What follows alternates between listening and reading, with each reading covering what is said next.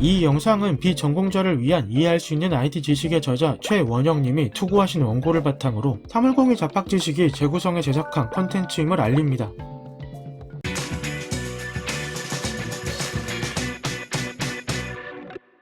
갓 출시한 게임에 접속할 때나 티켓팅을 할 때나 수강 신청을 할 때 등 순간적으로 이용자들이 많이 몰리는 상황에서 게임이나 사이트에 접속이 불가능할 때가 종종 있습니다. 이때 사람들은 서버가 터졌다고 이야기하는데 왜 이런 일이 발생하는 걸까요? 서버가 터지지 않게 미리 대비하는 것은 불가능한 걸까요?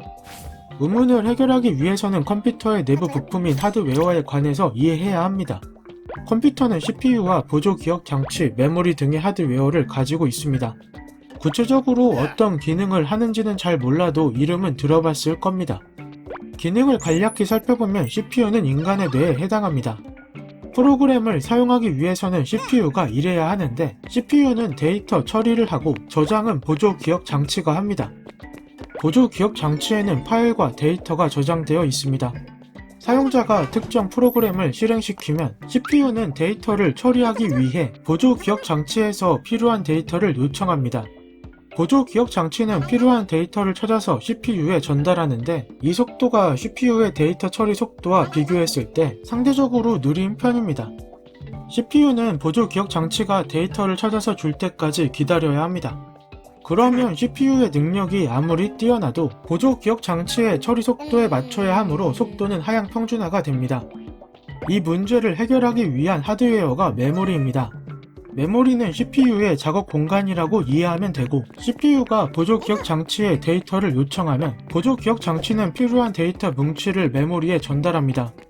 CPU는 보조 기억 장치와 함께 작업할 필요 없이 메모리 위에서 작업하면 되므로 데이터 처리 속도를 빠르게 할 수 있습니다. 프로그램을 실행시켰을 때 어떤 과정에 따라 작업이 처리되는지 간략히 이해했을 텐데 여러 개의 프로그램을 동시에 실행시키거나 컴퓨터의 한계를 넘어서는 요청을 하게 되면 CPU와 메모리가 감당할 수 없는 순간이 발생합니다.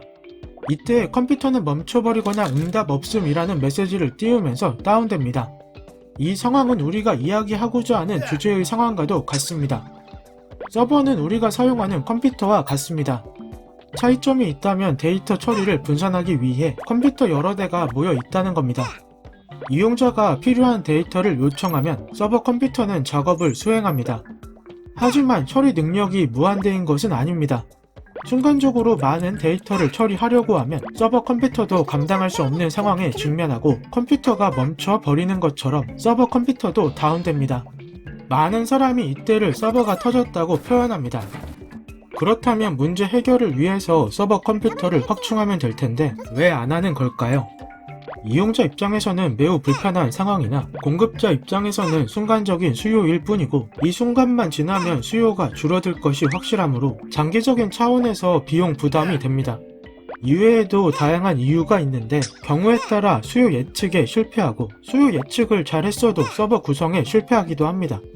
따라서 감당할 수 있으면서 합리적인 수준에서 서버 컴퓨터를 운용하는 합리적인 선택을 내린 겁니다.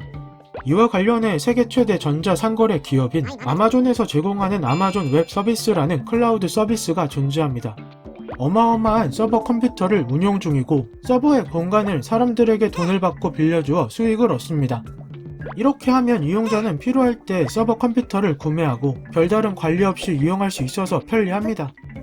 서버가 어떤 개념이고 서버가 왜 터지는지 충분히 이해했을 겁니다. 궁금증이 해결되셨나요?